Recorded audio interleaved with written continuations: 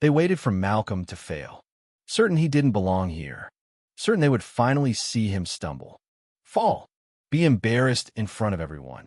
They didn't even try to hide it. They wanted it, to see him confirm what they believed all along, that he wasn't good enough, that he didn't deserve to be here. But when Malcolm Carter placed his hands on the piano keys, what rose from them wasn't hesitation or confusion.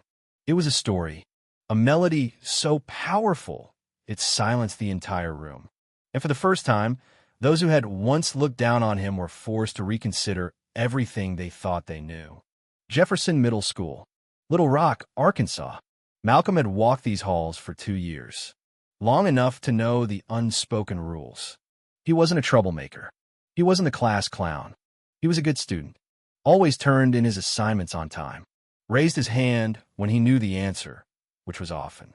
But no matter how hard he tried, there was one truth he couldn't escape. In the eyes of most of his teachers, Malcolm Carter was invisible. When he raised his hand in social studies, it wasn't Mr. Donovan who saw him. When he answered questions in science, it wasn't MS. Blake who smiled. Even when he stayed after class for extra help, they rarely made eye contact. And if he made a mistake, there was no gentle correction. No, it's okay. Try again, like they said to Jacob or Ella or any of the other white kids whose parents volunteered at the PDA. No, when Malcolm stumbled, it was different. A long silence, as if he had confirmed something they had believed for a very long time. He wasn't good enough, and they never had to say it aloud. He could feel it. In history, Mr. Donovan guided discussions about Washington and Jefferson, but quickly steered away when Malcolm asked about Frederick Douglass or Harriet Tubman. In art, MS. Blake praised Ella's watercolor painting, but never even asked if Malcolm liked to draw. They never wondered if he had a talent. They didn't care, and Malcolm didn't complain, didn't cause trouble, not because he didn't see it, but because he didn't want to give them another reason to hate him. His mother had once told him, the more you stand out, the more they'll look for reasons to bring you down. Do your part, stay quiet. So he did. But what hurt more than being ignored was the feeling they were waiting for him to fail, like they needed him to. And if one day he slipped, they wouldn't miss it. They'd pounce, prove they were right all along. Malcolm felt it in their eyes, in their forced smiles, in every long silence. But what they didn't know was this. He wasn't going to give them that moment. The setup. The morning it happened, Malcolm sat at his usual desk by the window, flipping through his history textbook. He liked being prepared, liked knowing that, even if they thought he was less, he could stand tall in who he was. But as he worked through the last problem on his worksheet, MS, Richardson's voice cut through the classroom. Malcolm, why don't you answer this one? Heads turned. The room stilled. It wasn't a hard question, but it wasn't about the question. It was the first time they had ever asked him to speak. Ever. Tyler, the only kid who sometimes talked to him, raised an eyebrow as if to say, "What's going on?" Malcolm glanced at the board. General Sherman's march to the sea. He knew this, and so he answered calmly and clearly. A military campaign led by General William T. Sherman in 1864. Its purpose was to weaken the Confederate South by destroying their resources and infrastructure. The room was quiet. No one argued. No one corrected him. But MS. Richardson didn't smile. Didn't say good job like she did for Jacob. Instead, she said, HM. Not bad. Cold. Dismissive. Malcolm wasn't surprised. But he knew, right then, something was different. This wasn't just bias. It was calculated. And it became clearer a minute later when MS. Richardson flipped through her grade book and said, almost too casually, Malcolm, we're having a performance tomorrow. I heard your grandfather was a pianist. Would you like to play something for us? The murmurs were immediate. Tyler nudged him. They've never cared about you. Now they want you to play. Malcolm stared at MS. Richardson, this wasn't an invitation.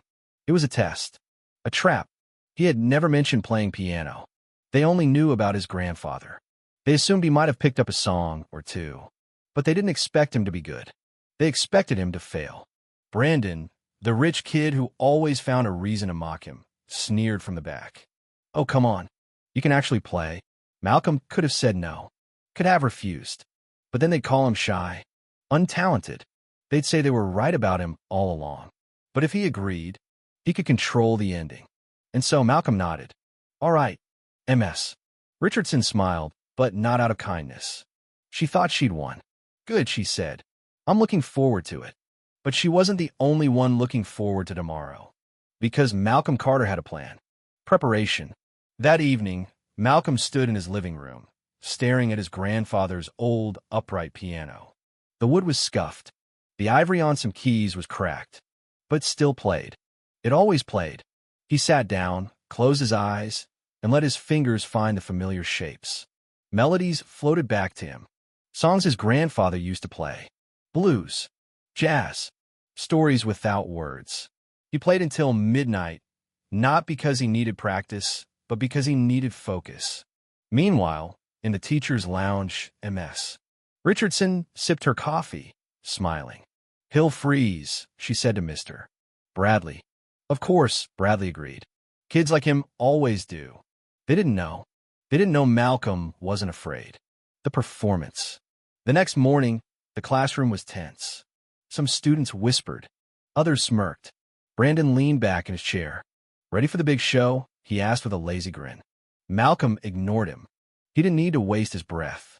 When the teachers entered, they wore matching smiles.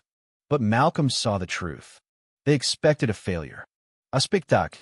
And MS. Richardson's voice was syrupy sweet when she said, Let's enjoy Malcolm's performance. Like they were about to watch a comedy show. Malcolm stood, walked to the old piano in the corner. Dust coated the keys. No one had touched it in years. But it didn't matter. He brushed off the dust, sat down, and placed his fingers on the keys. They waited for hesitation, for a wrong note, for his hands to shake. They got none of that. Malcolm took a breath and began. Slow, deliberate notes. Blues deep and soulful, like the stories his grandfather told with music. And the room fell silent. The mocking stopped. The giggles vanished. Because what they heard wasn't a child fumbling through a song. It was music, real music, full of pain and hope and strength. The shift. As he played, Malcolm could feel the room shift. Brandon sat forward. Madison, who rarely spoke, watched his hands in awe. Tyler grinned like he'd known all along. And MS. Richardson? She stood frozen. Her smug smile had faded by the second chord. Her plan had unraveled in the first few notes. Malcolm wasn't nervous. He wasn't stumbling. He was in control. And he didn't stop. He played through complex transitions, smooth as water. He ended with a chord that hung in the air like a truth they couldn't deny. And then there was silence. 1 second. 2. Then a single clap. Tyler. Then another. Madison. Then the whole room. Malcolm didn't move. He didn't need to. They had seen. They knew. Aftermath. MS. Richardson tried to regain control. She cleared her throat. Not bad, she said. But anyone can memorize a song. Malcolm turned his gaze steady. If anyone can memorize a song, why did you expect me to fail? The room stilled again. Students whispered. They'd never heard anyone challenge her before. Especially not him. And then Brandon spoke up. You did tell him to play, he said. Others nodded. Madison added. Would you have praised him if he failed? The truth was out. MS. Richardson knew it. Mr. Bradley tried to shut it down. We need to move on. But they couldn't. Because they had seen something they couldn't unsee. Malcolm had played. Not just the piano, but the room. And he had one. New eyes. From that day, the teachers didn't ignore him anymore. They couldn't. When he raised his hand, they hesitated, but they called on him. When he answered, they listened. Students who had never spoken to him now nodded when he passed. At lunch, Tyler waved them over. Madison joined them.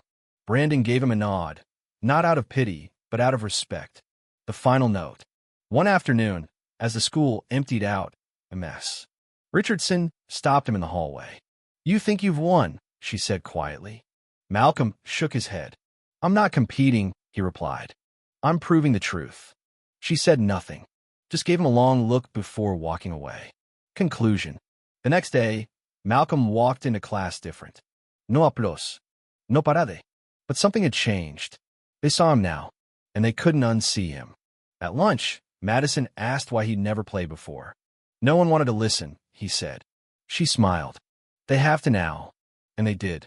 Because Malcolm Carter was no longer invisible. He was undeniable.